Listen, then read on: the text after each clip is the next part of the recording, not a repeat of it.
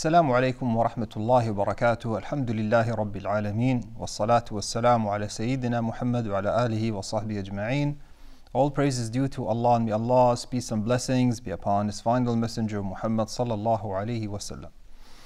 We praise Allah subhanahu wa ta'ala as He deserves to be praised, the praiseworthy. Welcome to another session of our special series for Ramadan of Islamic perspective, where we answer the questions that were sent to us regarding fasting, zakah, Umrah, and all matters regarding Ramadan.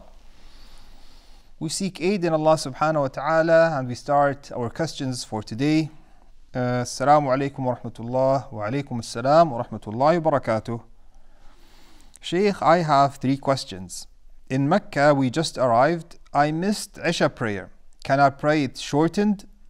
Another question is, I wanted to use the toilet but could not hold it in, so I went to the toilet, then continued with sa'i before performing wudu. Is this permissible? After cutting the hair, someone in the group started making doubts that we did not complete 7 tawaf. Now we don't know what to do. We already shaved. Alhamdulillah wa salatu wa salam ala rasulillah. So let's address it one question at a time. So this person is saying in Mecca, so this person is a traveler who traveled to Mecca. We just arrived. I missed Isha prayer. Can I pray it shortened? So this first question here is saying that he's a traveler now. He went for Mecca, and apparently if he's staying for, based on the majority, 4 days or less, he's considered a traveler. And he's asking, can he shorten his prayer? The answer is yes. You're a traveler. If you're a traveler, it is permissible for you to shorten the prayer, and it's permissible for you to combine. So if you did not pray Maghrib and Isha, you pray Maghrib and Isha together, and it's permissible for you to shorten the prayer given that you are a traveler. Of course, if you're able to attend the Jama'ah, of course in the Grand Masjid, and of course no sane Muslim will miss this opportunity to pray and to gain the reward of 100,000 prayers in the Grand Masjid. So, but if you consider that you already missed the Jama'ah, another advice is that if you're a group, also try to pray it in Jama'ah. So if you're a group of people, you missed the prayer, don't pray everyone by himself. It's good if you prayed at least 2 people together to gain the reward of Jama'ah. You may shorten your prayer if you're considered a traveler, wallahu alam. So let's look at another question here. Another question is, I wanted to use the toilet but could not hold it in, so I went to the toilet, then continued with sa'i before performing wudu. Is this permissible? So here there's some ambiguity. Did he perform the tawaf with wudu? Because the dispute is regarding tawaf, and we take the opinion that the right opinion, inshallah, is that which is the opinion of the majority, that wudu, tahara, is a condition of validity for tawaf, And if a person, it's not permissible, it is not even valid if the tawaf was done without wudu. But apparently he's saying that, apparently from the question, that he did tawaf without any issues, without using the toilet. So we assume that it was on tahara, and inshallah it's valid. But then he said, but could not hold. So while doing tawaf, he was holding it in apparently. And then he's saying, so I went to the toilet, then continued with sa'i. So this could mean he either went to the toilet during sa'i or before sa'i. Either way, alhamdulillah, he has finished tawaf. So if he finished the tawaf with wudu, with purity, and then directly went to the toilet, you have no issues whatsoever. And aslan wudu is not a condition in sa'i. If a person broke his wudu during sa'i, before sa'i, there are no issues. He can continue sa'i without any problems. And as an advice, if you're doing sa'i on the ground floor, once you start, so every lap, so going from Safa to Marwa, that's 1 lap. Going from Marwa to Safa, that's the 2nd lap. So there's a toilet directly, if you're on the ground floor, from the Safa to the Marwa. After you finish Marwa, if you go out, there's a door on the right. There's like a passage. If you go there, if you go up, you will find the toilets in front of you. So if you go from Safa to Marwa, that's considered 1 lap. You wanted to use the toilet, go directly, use the toilets, and then you'll come back down to Al-Marwa. And then from Al-Marwa, you'll go back to Safa, that's another lap. That's another lapse. So you can continue without any issues, even if you did not perform wudu. Even if you did not perform wudu, even if there was a delay in the toilet, you just continue the number of laps without any issues whatsoever. So regarding your question where you said that you went to the toilet, then continued with the sa'i, no issues, and inshallah it is valid. Now, before performing wudu, okay, so we said this, it's permissible inshallah. Now, an important matter, he said, after cutting hair, someone in the group started making doubts that we did not complete 7 tawaf. Now we don't know what to do, we already shaved. A very important point, and it happens all the time. So you finished your tawaf, there was no issues. Be careful. The problem is, if you counted, you're going to count properly in tawaf. So after tawaf, you started sa'i, and you counted 7 times for sa'i. And then, of course, this is going to be exhausting for you, especially if you're going to do it in Ramadan. There's a big time delay from tawaf to sa'i.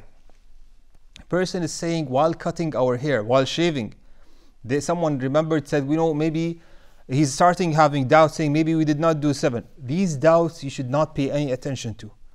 If these doubts were there while doing tawaf, we'd have said, khalas, build on certainty. Build on certainty. But now, after you finish tawaf, you finish sa'i, now you started to doubt, chances are these are just doubts that are based on nothing. These are doubts that are based on nothing. So you should not pay attention to this, and inshallah it does not affect you, and inshallah your umrah is complete. You don't need to worry about the number of tawaf, especially now that you have shaved. So inshallah your umrah was complete, and you should not pay attention to the doubts that occur after completing the worship. In this case, you completed the tawaf, and then you completed the sa'i, and then you went and shaved, and now you have the doubts. You should not even pay attention to this. And for the brother who was saying that he doubted the number of tawafs, you can tell him, look, rest assured that inshallah our tawaf was complete, our umrah is complete, our sa'i was complete, and inshallah there are no issues, and inshallah this whole umrah is valid. Wallahu alam. طيب, next question. Assalamu alaikum wa rahmatullahi wa barakatuh. Wa alaikum assalam wa rahmatullahi wa barakatuh. Is it permissible to continue my khatma while on my menses? طيب. Alhamdulillah wa salatu wa salam ala rasulillah. So basically the sister started the khatma, as in she started reciting the Quran from start to end, and she wants to complete the khatma. Khatma is one reciting of the Quran from the start, Surah Al-Fatiha, all the way to Surah Al-Nas. And she's saying she does not want to stop reciting the Quran in Ramadan because of her menses. So what is the ruling here? Women in their menses, there's a dispute amongst the scholars, can she recite Quran or not? Wallahu alam, that we choose the opinion that it is permissible for her to recite the Quran. It is permissible for her to recite the Quran. طيب, can she recite the Quran holding the mushaf? If she wants to hold the mushaf, she can hold the mushaf wearing gloves or with a barrier.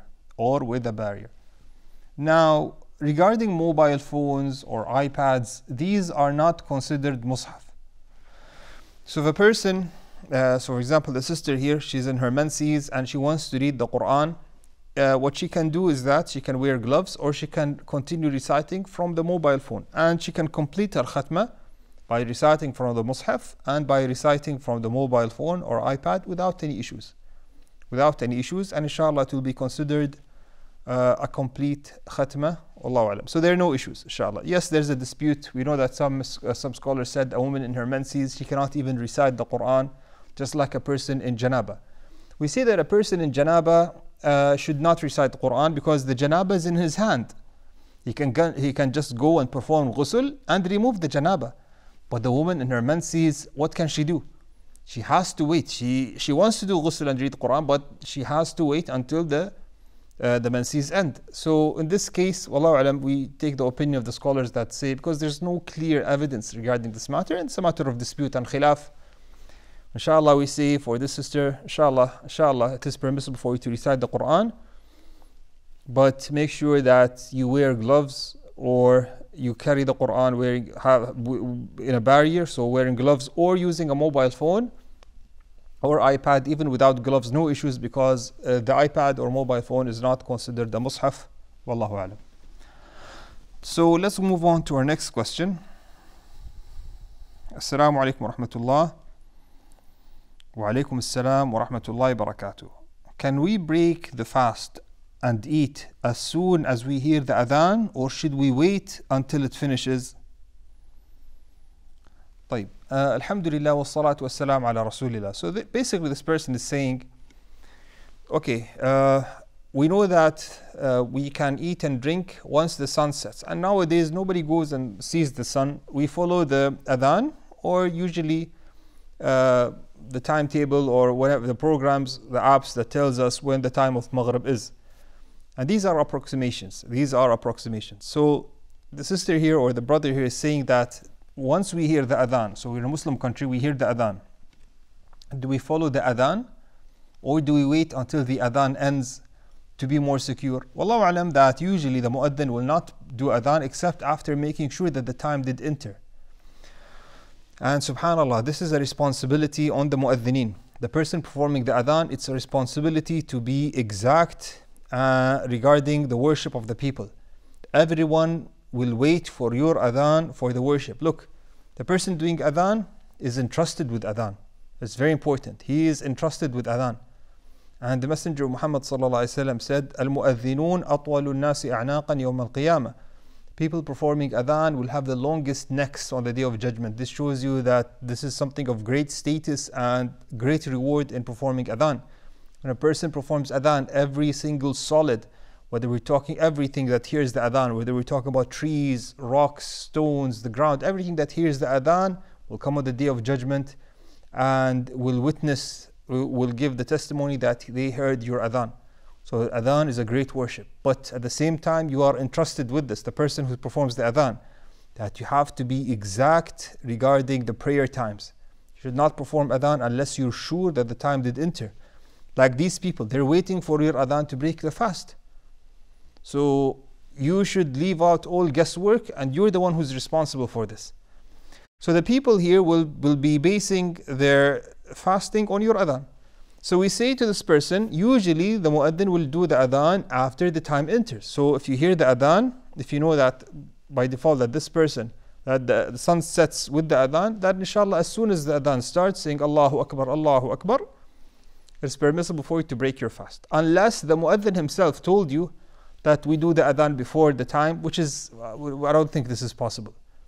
And I can imagine delaying the adhan 1 or 2 minutes after the time enters, but performing the adhan before the time, I've never heard this. Aslan, it's not even going to be accepted because of the conditions of the valid adhan, that it should be after the time enters. It should be after the time enters. So Allahu alam, if you hear the adhan, as soon as they say Allahu Akbar, you can break your fast and eat.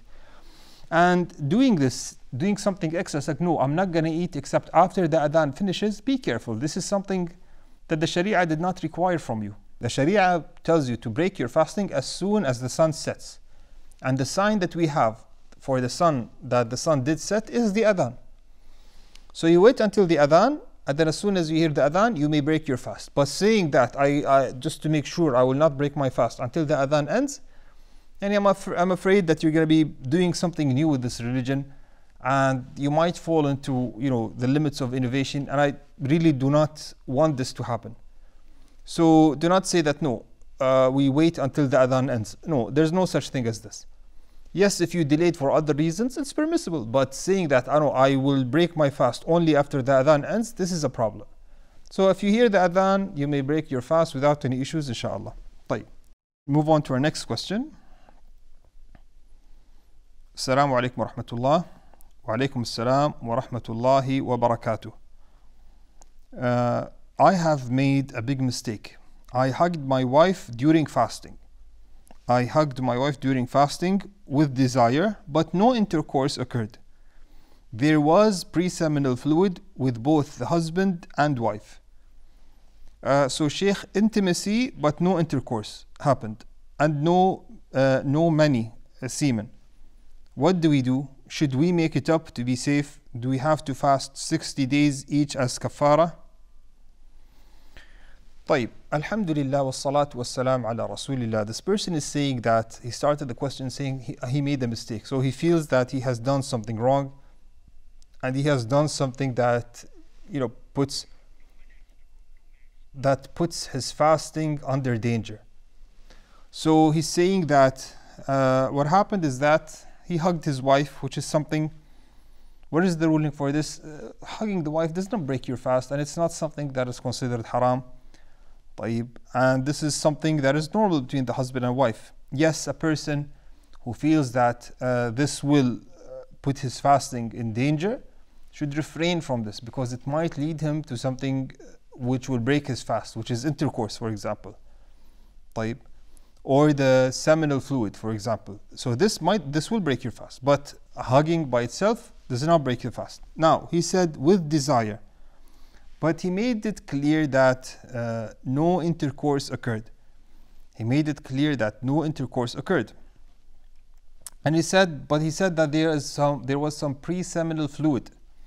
So when he said no intercourse occurred, alhamdulillah, because intercourse is what breaks the fast and what obligates a kafara, the expiation. So if a person in the day of Ramadan, while fasting, did intercourse with his wife or with anyone, while fasting for a resident in Ramadan, without any excuse, then this person will have to make up the day, and it's obligated on him to do the expiation. The expiation is fasting 60 consecutive days.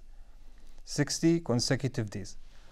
So for this person, he said, alhamdulillah, there is no intercourse. So no intercourse occurred, so there's no issues here. But he said there was pre-seminal fluid. There was pre-seminal fluid with both the husband and wife. So the matter of pre-seminal fluid, you know, the scholars have disputed. The scholars have disputed regarding this matter, and inshallah we will leave this matter because there's a lot of details that we have to address, and it's a long question. Inshallah we will leave addressing this question for tomorrow, and with this inshallah we will end. هذا والله أعلم وصلى الله على نبينا محمد وعلى آله وصحبه وسلم. جزاكم الله خيرا.